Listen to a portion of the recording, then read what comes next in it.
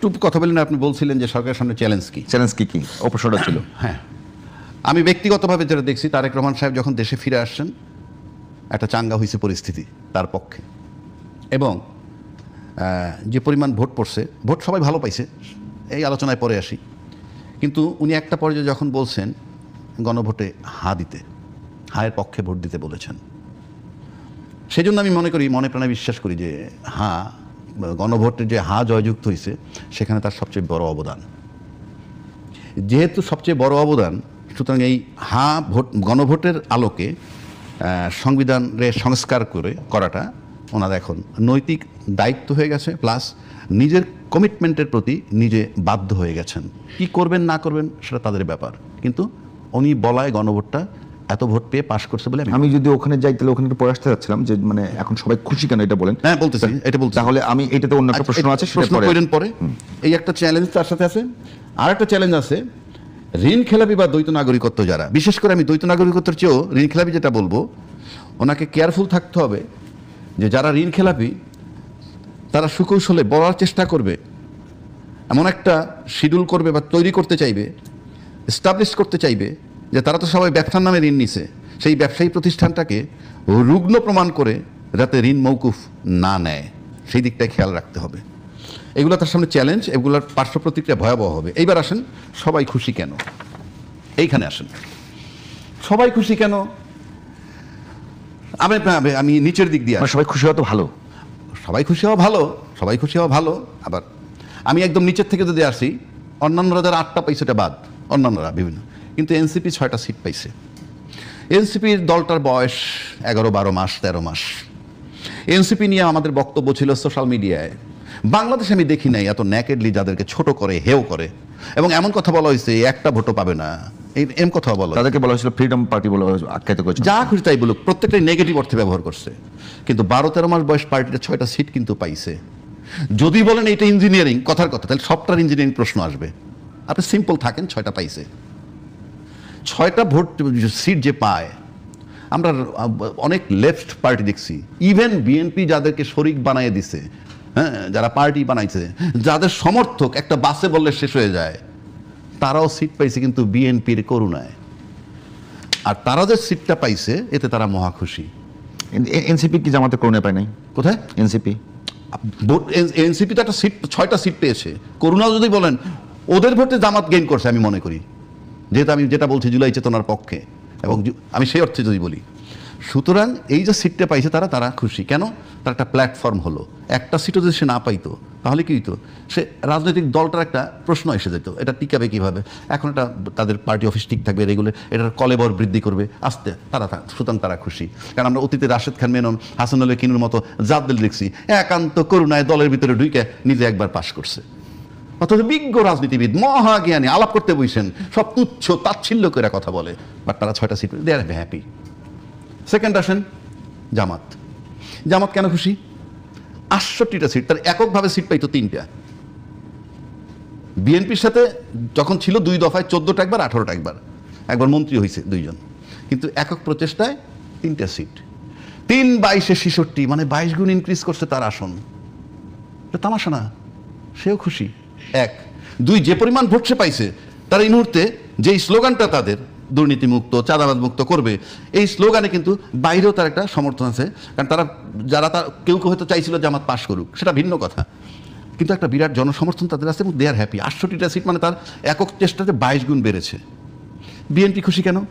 BNP জয়লাভ করবে, এটা খুব স্বাভাবিক, কিন্তু দীর্ঘ 17 বছর পর আইসা আজকে বিএনপি তো ফেল করার প্রশ্নই ওঠে না, তর্কের খাতে ধরে নিলাম, যদি ফেল করতে হলে কেমন হইতো, মানে একটা আজগুবি বিষয় হয়ে যেত না?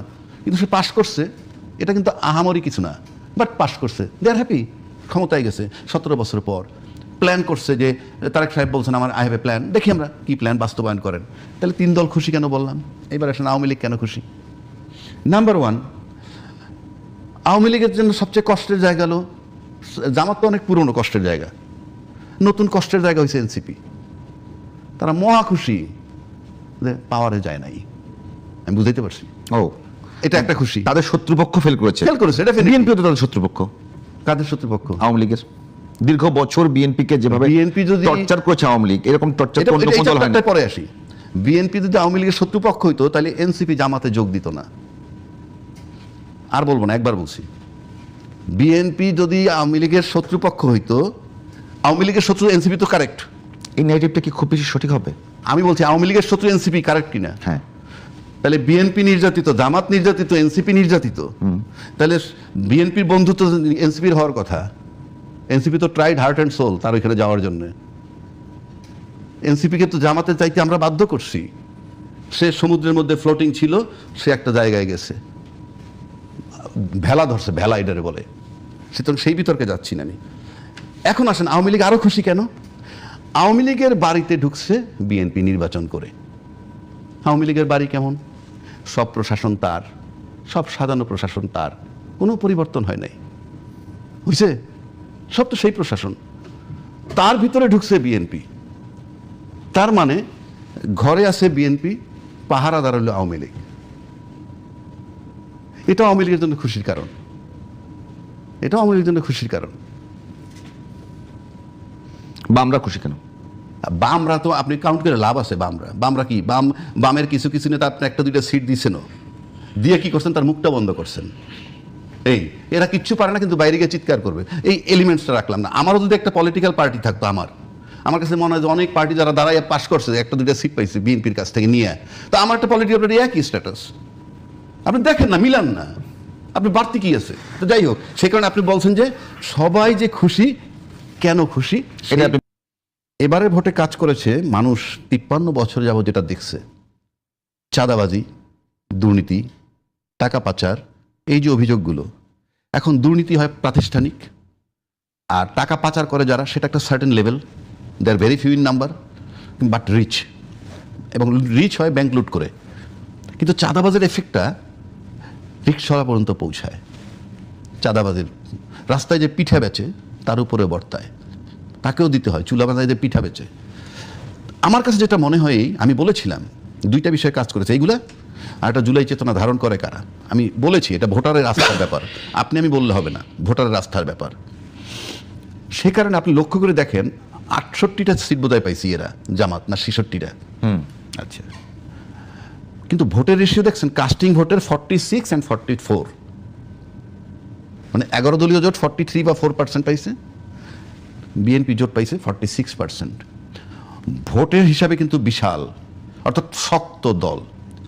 তারপর তাদের যে সিদ্ধান্তটা, এখানে দুইটা ব্যাপার, এবং এটাকে তারেক রহমান সাহেব গুরুত্ব দিয়েছেন যে তারা শক্ত বিরোধী দল হয়েছে, এবং আমি মনে করি এটা সিম্বলিক হলেও জাস্টিফাইড। উনি যে নাহিদ সাহেবের বাসায় গেছে, জামাতের আমির সাহেবের বাসায় গিয়ে দেখা করছে, এটা আপনি যেভাবেই নেন, এটা কিন্তু আমি বলবো ভালো হয়েছে। আর তারেক রহমান সাহেবের এই যে গুরুত্বটা প্রদান করা তাদেরকে, এটাই বলে দেয়। যেমন আমরা টিভিতে যখন ভাষণ দিচ্ছি, অনেকে বলছে যে যারা নাহিদ ইসলাম ভাষণ দেবে কি হিসাবে, এই কথা কিন্তু আসছে, মানে তার যোগ্যতাটা কি। কিন্তু আজকে তারেক সাহেব সেটা প্রমাণ করে দিছে। এই যে না, এটা বাংলাদেশের বিটিভিতে বক্তব্য দেওয়ার রেয়াজ তো আছে আগে। না, নাহিদের ব্যাপারে বলা হয়েছে, এনসিপি নাহিদ, এনসিপি একটা দলের প্রধান হিসেবে বলবে না বক্তব্য? আপনি এখন হয়তো জানেন না, বলা হয়েছে সোশ্যাল মিডিয়ায়। ও আচ্ছা, আমি এটা সোশ্যাল মিডিয়া বলা হয়েছে। সোশ্যাল মিডিয়া না, আপনাদের টক শোতেই বলেছে, আমার নাম বলার দরকার নাই। সেটা আমি এটা দিয়ে বুঝাচ্ছি যে তারেক সাহেব যে গুরুত্বটা বোঝে, উনি যে বোঝেন না, বেশি উপজাত হয়ে কথা বলেন, সেজন্য কথাটা বললাম। এই জন্য আমি তারেক সাহেবের খুব অ্যাপ্রিসিয়েট করতেছি। আপনি যাচ্ছেন নির্বাচনের মানে পর্যন্ত, হলো পরবর্তী, আমি চাচ্ছি নির্বাচনে কিন্তু একটা ইঞ্জিনিয়ারিং নিয়ে একটা বড় ধরনের আলোচনা এসছে, আপনি ওকে তেমনটা মনে করেন কিনা? এই ইঞ্জিনিয়ারিং বিষয় দেখেন, আপনি যদি আমাকে ব্যক্তিগতভাবে বলেন, আমি তো এই আবহাওয়ার মানুষ, এখানে রাজনীতি, আমি নেতা না হয়ে রাজনীতি না করি, বাকি সব তো জানি। আপনি আমার দেশের যে রাজনীতির সিস্টেম, তাতে আপনার ভোট কারচুপি, এটাও রাজনীতির পার্ট। কেন পার্ট বলবো? আমি যদি পারি নিব না কেন? আপনার ইঞ্জিনিয়ারিং জবটা আমি পরে দিব। যদি বলেন ইঞ্জিনিয়ারিং, আপনি ইঞ্জিনিয়ারিং যদি হয় মনে করেন, হয় আপনি এটাকে ঠেকাবেন, আর নয় তো মেনে নিবেন, আর নয় তো নিজের পক্ষে ইঞ্জিনিয়ারিং করবেন। মানে যারা ইঞ্জিনিয়ারিং বিরুদ্ধে বলছে, হয় ইঞ্জিনিয়ারিং বন্ধ করবেন, নয়তো ইঞ্জিনিয়ারিং আপনার পক্ষে নেবেন, যেহেতু এটা চলমান। এবং আমার দেশের যে নির্বাচনের সিস্টেম, তাতে আমরা যেভাবে করি, তাতে নির্বাচনে ইঞ্জিনিয়ারিং যদি থাকে, আমি বক বক করলে তো কাজ হবে না। ইঞ্জিনিয়ারিং যদি হয়েই যায়, রেজাল্ট তো হয়ে গেল, আমি ওই অর্থে বলছি। বুঝতে পারছি। আমি ইঞ্জিনিয়ারিং সাপোর্ট করছি না। আপনি যদি ইঞ্জিনিয়ারিং কথা আনেন, হয় আপনি ইঞ্জিনিয়ারিং বন্ধ করবেন, আর নয় ইঞ্জিনিয়ারিংটা আপনার পক্ষে নেবেন। আপনার পক্ষে নিতে পারলে তো আপনি সরকার গঠন করতেন। এখন আসেন, ইঞ্জিনিয়ারিং নিয়ে তারেক রহমান স্যারকে একটা প্রশ্ন করছে, আমি এক চ্যানেলে বলছিলাম, তারেক সাহেবের রিপ্লাইটাকে আমি অ্যাপ্রিসিয়েট করি। উনি বলছেন যে হ্যাঁ, আমরা ইঞ্জিনিয়ারিং যদি বলেন যে আমরা জনগণকে মোটিভেটেড করছি এবং আমাদের পক্ষে নিয়ে আসছি ভোট দেওয়ার জন্য, এটা যদি বলেন ইঞ্জিনিয়ারিং তাহলে আমরা করছি। কিন্তু আমার কাছে আশ্চর্য লাগে, এই প্রশ্নটা কইরে কি তারেক রহমান সাহেবের সে উপকার করলো না ক্ষতি করলো? কারণ আপনি ইঞ্জিনিয়ারিংয়ের বিষয়ে তারেক রহমানের প্রশ্ন করবেন কেন? যে হ্যাঁ আমি কি আপনার এই ইঞ্জিনিয়ারিং একটা অভিযোগ আসছে, আপনি প্রশ্ন তাকে করেন কেন? এটার সাথে তার কোনো সম্পৃক্ততা নাই আমি মনে করি। ভোট দিছে, সবাই ভোট দিয়ে চলে গেছে। ইঞ্জিনিয়ারিংটার প্রশ্নটা তাকে আনার মানে কি? তারা এটার ভিতরে আমি ইনভলভ করলাম এবং এটার জন্য সে একটা জবাব দিতে হইল। এখানে আমি আনবো কেন? কিন্তু যিনি দিচ্ছেন প্রশ্ন, যে অভিযোগটা তো বিএনপির বিরুদ্ধে এসেছে। বিএনপির বিরুদ্ধে অভিযোগ আসে নাই, ইঞ্জিনিয়ারিং করা হয়েছে। ইঞ্জিনিয়ারিং করা হয়েছে বিএনপি। সেই ইঞ্জিনিয়ারিং এর ফলটা কি বিএনপির পক্ষে যায়নি? না না, ইঞ্জিনিয়ারিং করা হয়েছে কি প্রমাণটা কি ইঞ্জিনিয়ারিং করা হয়েছে? না, অভিযোগ এসেছে, প্রমাণ। অভিযোগ আসলে আমি তাকে প্রশ্ন করবো কেন? এটা কি চেয়ারম্যান একজন সাংবাদিককে সে জিজ্ঞাসাটা করবে না যে আপনাদের বিরুদ্ধে অভিযোগ এসেছে, এই ভোটে ইঞ্জিনিয়ারিং হয়েছে কেন? আমি তো মনে করি এটার উত্তর দিতে ইনভলভ করলো তো এটার ভিতরে। আপনি তো এটার ভিতরে জড়াইলেন তাকে, আপনি তো এটার ভিতরে জড়াইলেন। আপনি কথাটা আমরা বুঝতে না পারেন না না, আমি একটু বুঝে বলেন তো। মনে করেন আমি এটা নিয়ে, আমি ইঞ্জিনিয়ারিং হয়েছে কি হয় নাই এটা কি বলছে? বিএনপি ইঞ্জিনিয়ারিং করছে বলছে? বিএনপি ইঞ্জিনিয়ারিং করে কেন? ইঞ্জিনিয়ারিং করে প্রজাতন্ত্রের কর্মকর্তা কর্মচারী। সেটার ফল বিএনপির পক্ষে গেছে, সেটা তো অন্য কথা, সেটা তো অন্য কথা। ফল বিএনপির পক্ষে গেছে। আপনি আমার কথাটা বুঝতে পারেন? হ্যাঁ, বুঝতে পারছি। ফল প্রশ্ন করলে আপনি বলছেন যে প্রশ্ন করলে আমি নির্বাচন কমিশনের কাছে করব। ইয়েস, আপনি নির্বাচন কমিশনের প্রশ্ন করতেন, তাইলে নির্বাচন, কিংবা অনেক ব্যালট পাওয়া গেছে কাটাকাটি, পাইছেন না? ব্যালট না, ওই যে রেজাল্ট শিট, আপনি সেইগুলো নিয়ে যান। যদি আপনি মনে করেন এত সাহসী সাংবাদিক, কিংবা আপনি সত্যি আপনি ওইখানে যান, ওইখানে গেলে অন্য প্রশ্ন আসতো, তুমি কে জিজ্ঞেস ইলেকশন কমিশন রে? না, সাংবাদিকের জিজ্ঞেস করার সুযোগ আছে, করুক না দেখি। সুযোগ আছে তো। আরে ভাই করুক না। আপনি এই যে আপনি এখানে বইলে গেলাম তো, কারণ ওইটা যদি করতে যায়, ওইটা অন্য অন্য অন্য অন্য বাতাস দিবে। যারা জিতছে তাদের বিপক্ষে অন্য বাতাস দিবে যদি সে গিয়ে ইলেকশন কমিশনে জিজ্ঞেস করে। এইটা দেখায় আমি কি বুঝাইতে পারছি? সুতরাং ওনারা এই প্রশ্ন করা ওইখানে ঠিক হয় নাই, টু দি পয়েন্ট সে করতে পারে নাই। এই জন্য আমি বলতেছি তারেক রহমান সাহেব আসছে, গণজোয়ার তার পক্ষে উঠছে। এর পাশাপাশি এটা কি বললাম, 43% জামাত পাইছে, এটা বিশাল অঙ্ক না। এটা বের করছি, 49.97 হলো বিএনপি, আর জামাত হলো 31.6। আপনি পার্টিকুলার জামাত বলতে, আমি জোট বলতেছি। জোটই। হ্যাঁ, আপনি রং এটা। আচ্ছা, এখন আসেন, আপনি এই প্রশ্ন করা ঠিক হয় নাই। আমি তাকে, যেমন আপনি যদি একটা বিষয়, যে বিষয়টার ভিতরে আপনি সম্পৃক্ত না, এই বিষয়ে আপনাকে প্রশ্ন করবার আপনি উত্তর দিবেন, উত্তরটা যত ভালোই হোক, আপনি তোর ভিতরে ঢুকলেন, বা ঢুকাইলাম।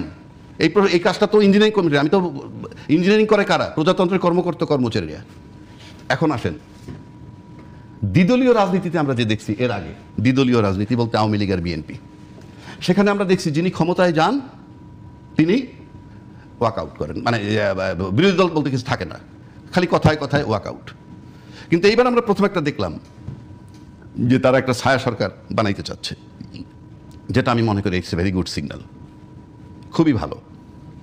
এবং এটা চেক অ্যান্ড ব্যালেন্স করার জন্যে প্যারালাল যদি মন্ত্রী থাকে, প্যারালাল মন্ত্রী, উনি তো আর মন্ত্রী হবে না, রাষ্ট্রীয়ভাবে তাকে মন্ত্রী বলা হবে না, বাট সে যদি ওয়াচে থাকে যে অর্থমন্ত্রী, তার বিরুদ্ধে তাদের একটা অর্থ মন্ত্রণালয়ের লোক দিয়ে দিল, স্বরাষ্ট্রমন্ত্রী একটা স্বরাষ্ট্রমন্ত্রী, আপনি টু দি পয়েন্ট গবেষণা কইরে আপনি পার্লামেন্টে সে বিকল্প প্রস্তাব দিতে পারবেন। 1, 2, আপনার এই করতেছেন, এটা সঠিক নয়, এটা করা উচিত, এইটা যদি কন্টিনিউ করে, কারণ এত বড় জনসাপোর্ট যেহেতু আছে, এবং এটাকে গুরুত্ব দেওয়া উচিত। এবং আমার কাছে মনে হয় সরকারের জন্য একটা ভালো উদ্যোগ নেওয়া, মানে সরকারের একটা ওয়েলকাম জানানো উচিত। যদি ইতিমধ্যে আমি দেখছি বিএনপির সালাউদ্দিন সাহেব বোধহয় এটারে ওয়েলকাম জানাইছে, এই যে ছায়া সরকার তারা করতে চাইতেছে, আমরা অতীতে দেখি নাই।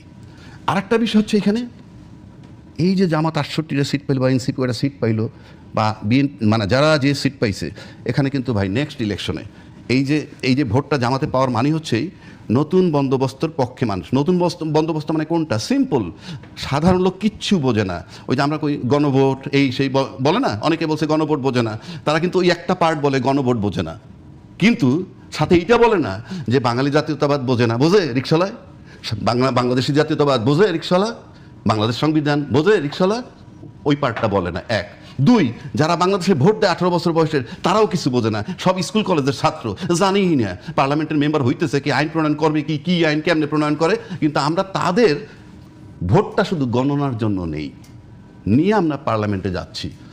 এবার যেটা হবে সেটা হচ্ছে সিম্পল, মানুষের ডাইরেক্ট এফেক্ট করে চাঁদাবাজি।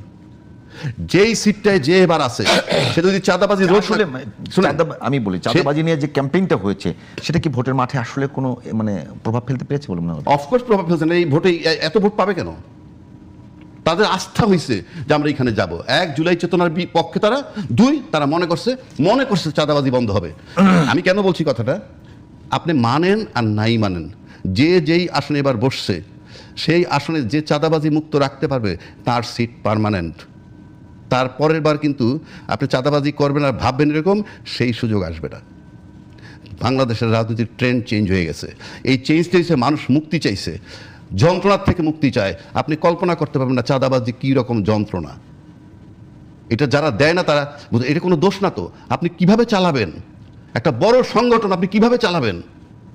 আপনি কর্মসংস্থানের সিদ্ধান্ত, সকাল বিকাল ভাবা উচিত কর্মসংস্থান নিয়ে, আমরা ভাবি অন্য কিছু নিয়ে।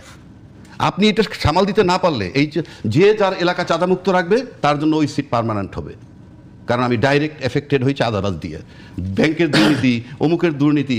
আপনি কি ভাবেন যে এই যে একটা সাধারণ লোক কৃষক মাঠে কাজ করে, সে কি বোঝে দেশে কি হচ্ছে? আপনি কি মন্ত্রী পরিষদ গঠন হচ্ছে, এখানে সৎ, দক্ষ এবং স্বশিক্ষিত লোক লাগবে। শিক্ষিত আমি বললাম না, রাজনীতিতে স্বশিক্ষিত থাকে। এই বলছি। এখন এই ক্যাবিনেটের চেহারা দিলে কিন্তু বুঝবে। ধরেন 11 জন আপনার বলা হয় বিএনপির মধ্যে ব্যাংক ডিফল্টার আছে। এখন এদের যদি কাউকে মন্ত্রী বানান, এটা কিন্তু রিয়াকশন হবে। আর কিছু না হোক, জামাত কিন্তু এটা পেরেছে, বিএনপি একটা চাঁদাবাজের দল এই লেভেলিংটা করতে পেরেছে। এর জন্য বিএনপির ভোট কমে গেছে এবং জামাতের ভোট ওই কারণেও কিছু বেড়েছে। যেমন রাজ্জাকি ভাই বলছে তরুণদের ভোট 4 কোটি ছিল, বলা হতো 4 কোটি 4.5 কোটি। এই ভোটটা এনসিপিকে নেওয়ার ফলে দুটো মেরুকরণ হয়ে গেছে। 4 কোটি ভোট পাইলে জামাত কিন্তু ক্ষমতায় চলে যেত, কারণ এনসিপির 30 জন জামাতে যাওয়ার ফলে ভোটের মেরুকরণ সূত্র কিন্তু পাল্টে গেছে।